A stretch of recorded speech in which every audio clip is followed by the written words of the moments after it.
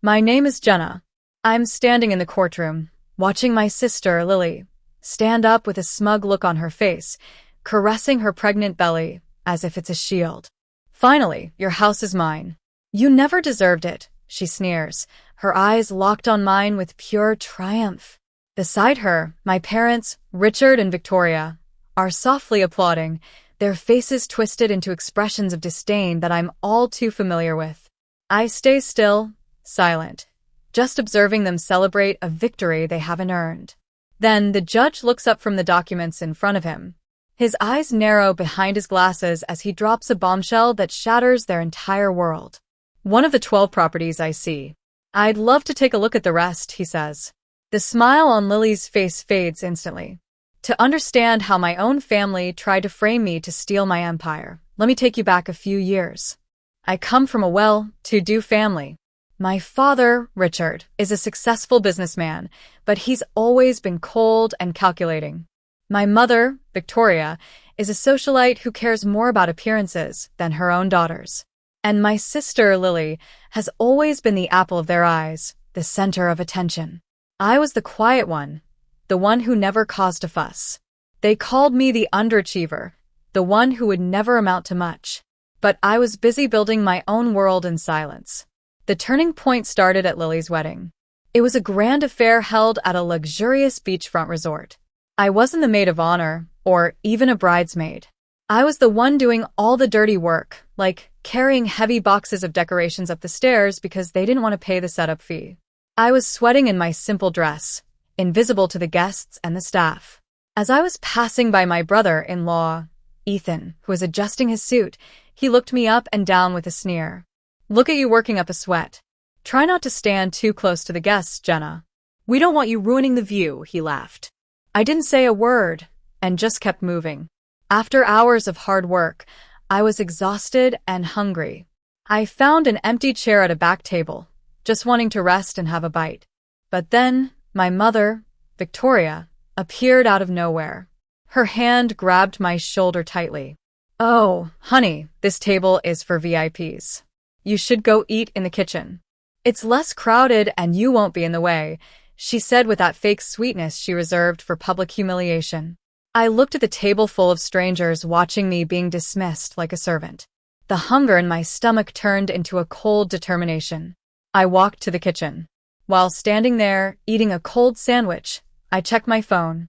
A notification from my broker popped up. The deal for the commercial building next to the resort, where Lily bought her wedding dress, was finalized. While they were spending money on the wedding, I was quietly building my own empire. A few months later, I went to my mountain cabin, a place where I found peace. When I drove into the driveway, I saw an unfamiliar SUV parked right in front of the door. My heart sank. When I tried to open the door, the key wouldn't turn.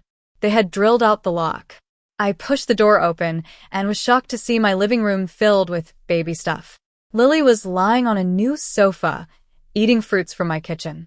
Ethan was installing a big TV on the wall, damaging the beautiful wallpaper I had imported. Lily looked up at me with annoyance. Oh, you're here. We've been so busy getting ready for the baby. We thought you wouldn't mind since you're hardly ever here, she said. I walked outside and saw my things, including my grandmother's precious diaries, piled in the corner, ruined by the elements. That was the moment I decided I wouldn't let them get away with it. I called the police. When they arrived, Lily played the victim, sobbing about the stress I was causing her unborn child. Ethan followed her, looking sulky. Then my father, Richard, showed up. Instead of checking on Lily, he stormed towards me. You think you're smart? A piece of paper doesn't make this place yours, he sneered.